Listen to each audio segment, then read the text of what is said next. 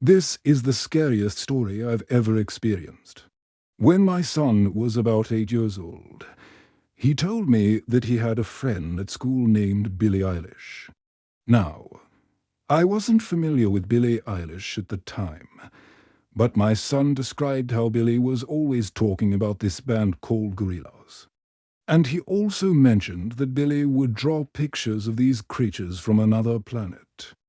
My son said they were like little green aliens with antennas.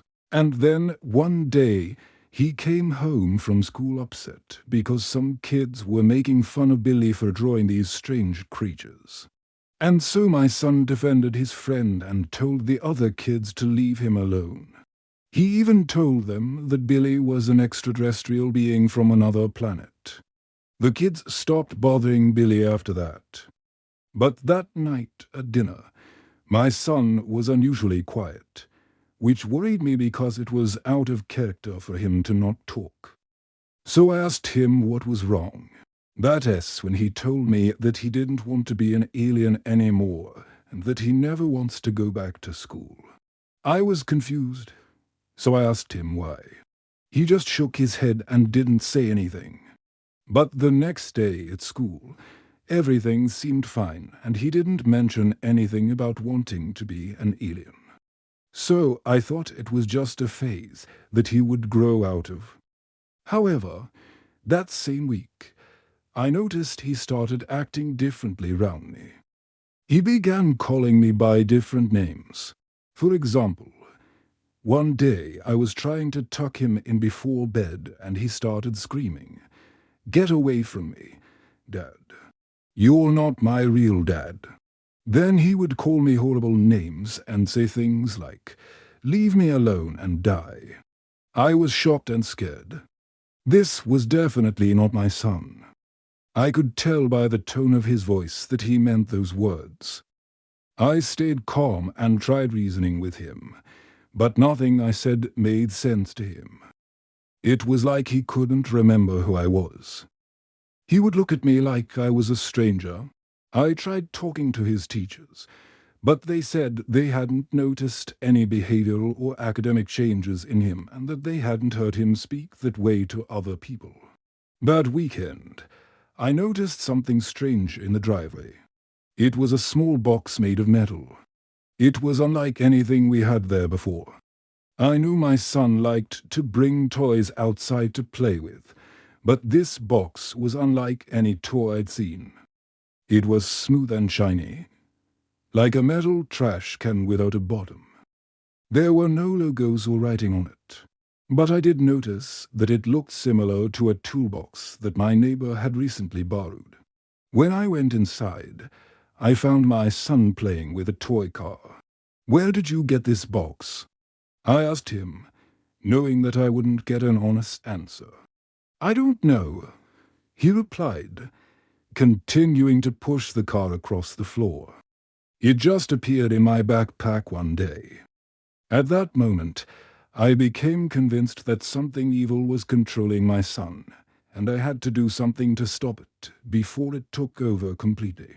In a panic, I took him to church because I'm a devout Christian and believe in the power of God.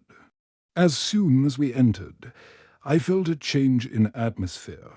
It was almost as if a heavy weight had been lifted from the sanctuary. My son looked different, too. His eyes regained their innocence, and he smiled at everyone. During the service, the pastor talked about the importance of prayer and faith. And afterwards, when we were leaving, he gave my son a cross necklace that he blessed. As we walked to our car, I felt an overwhelming sense of peace wash over me. It was like a dark cloud had been removed from above us.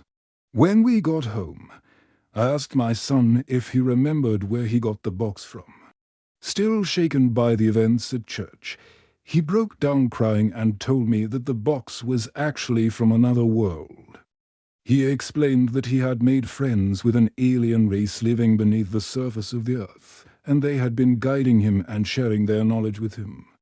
They had given him the box to help him escape from our world.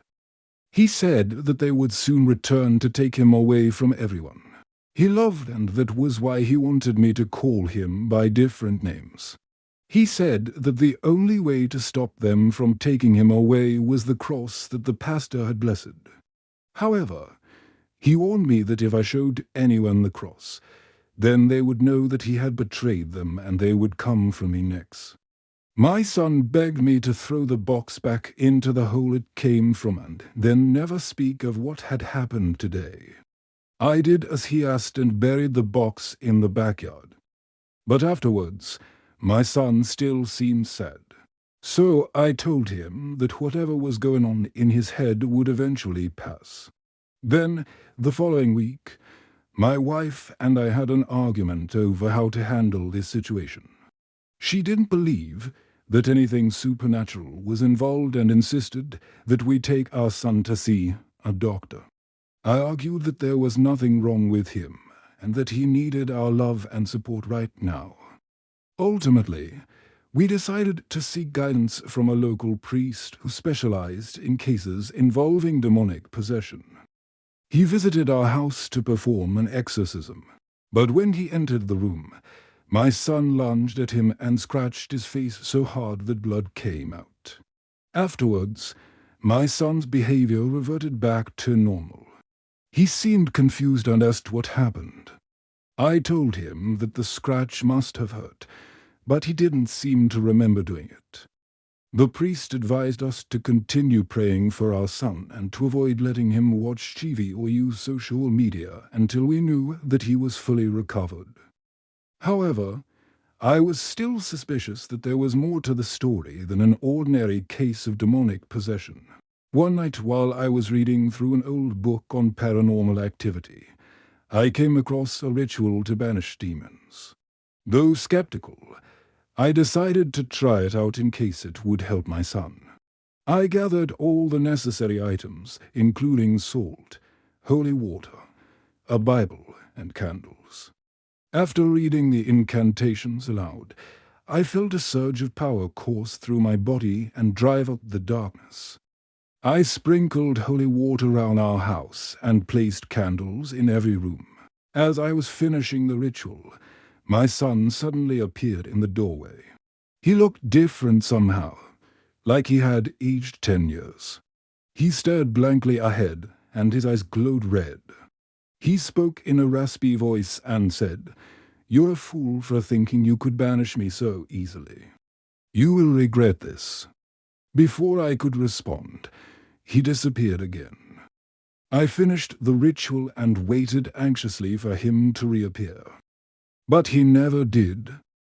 Instead, the next morning I woke up to find him lying on his bed as if nothing had happened.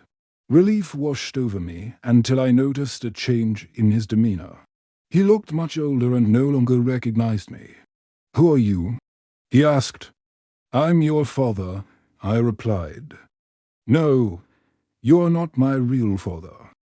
"I know who you are," he said. "You're the reason that they can't take me away.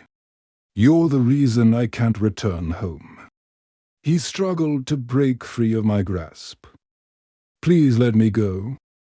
I need to get back to them before they lose all interest in me." But I held on tighter. "Don't try to trick me.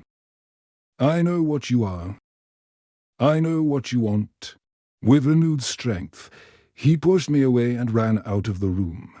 I chased after him, determined to bring him back home, to hold him close and tell him everything would be all right. But as I turned the corner, I saw the most terrifying sight. He was standing on the windowsill, ready to jump. "Don't do this, my son. Please come back to me," I begged.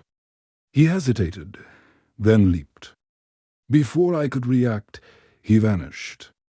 I raced to the backyard and discovered a large hole beneath the tree where we had buried the box. Next to it, I found a note written in crayon that read, "Thank you for the memories. We will always remember you. Love, Mom and Dad." Beneath that was another message from my son. It said, "I'm sorry, but I have to go now. Goodbye." Below that, He had drawn a picture of two figures waving from a spaceship. To this day, the mystery of my son's disappearance remains unsolved.